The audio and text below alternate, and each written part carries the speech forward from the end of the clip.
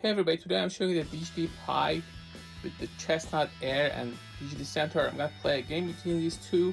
Instead of using an app, I'm going to actually connect the Chessnut Air board to DGT Pi and use a Stockfish NN neural network version and see how strong it is versus that. That has actually beaten a lot of other top engines that I've played it against. It's not unbeatable or anything, but it's a very strong engine. This is powered by the Raspberry Pi, so you have all your ports just in this neat package, so you can easily set it up for chess games. I've used this in the past with a lot of DGT chessboards, the official ones, but the Chessnut Air is much more compact, and the fact that you can actually now download Picochess and actually use it with this is a huge plus. Let's see how it works. So first you have to connect the power to turn on the module. It will take a little bit of time. I've noticed that the latest update of the Picochess, it is a little bit slower, but then it's to be expected. This is your Chessnut interface. Just have to push this to turn it on. It has this USB-C charging port. Once it turns on, it starts actually with a blue light. That is going to look for a Chessnut board. Now it's connected, so you can actually play. Here you can go and actually select your system. Just go and select the type of e-board that you have. In this case, it's a Chessnut board. I can use these other ones as well. With the DGT Pi updated, you get these different engines. You get the modern engines, you get the retro engines. You can also change settings as far as how many cores you want to run it on, all of that. I've actually tested a bunch of these. I have tested the Mephisto Rebel 5, for example. You can see it on the channel. I personally go with the modern engines because these are pretty strong, and the max level is 3190. You can go back here. I have a stock with 16. There are just so many others. Some of them I even don't recognize. Crafty, for example, Bluefish, Lila Chess 0. I'm going to use the Stockfish, this version, and this rating. Let's see how it performs against DGT Centaur. As far as this, I just have to turn it on. It will do a calibration first to see. Usually takes a few seconds. It shows the move, but this is actually pretty light. None of these are magnetic like the Chessnut Go. You have your charging port here. Tells you if your pieces are not lined up. In this case, I've set up for 15 seconds per move. It's not a lot, but because it's running a later version of a Stockfish, I thought maybe that makes it a little bit fairer. So that way I can choose that I want to play black. You see the moves are displayed with these lights.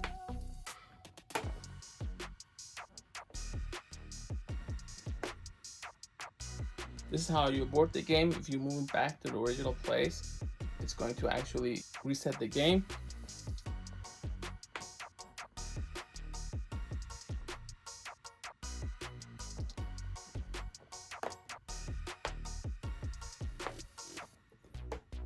It also shows you the opening on that device. DGT Centaur is going to take a little bit of time at first. So this is a Vienna opening.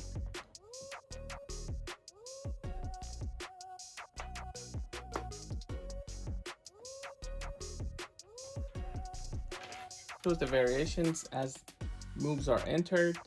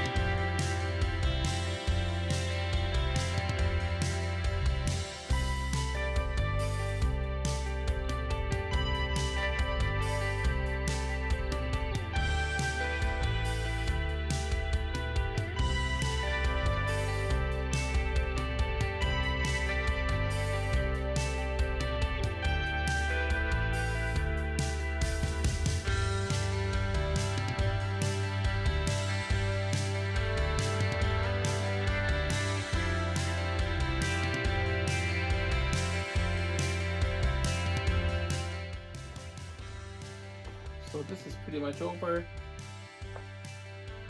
Mate is coming. Is saying mate in 5.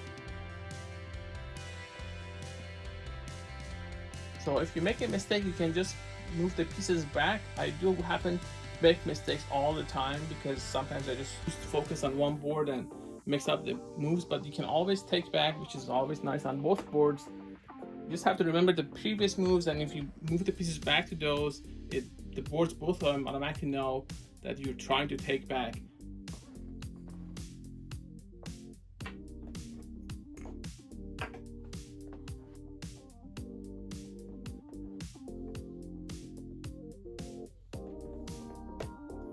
The final move, next one, e7 or that.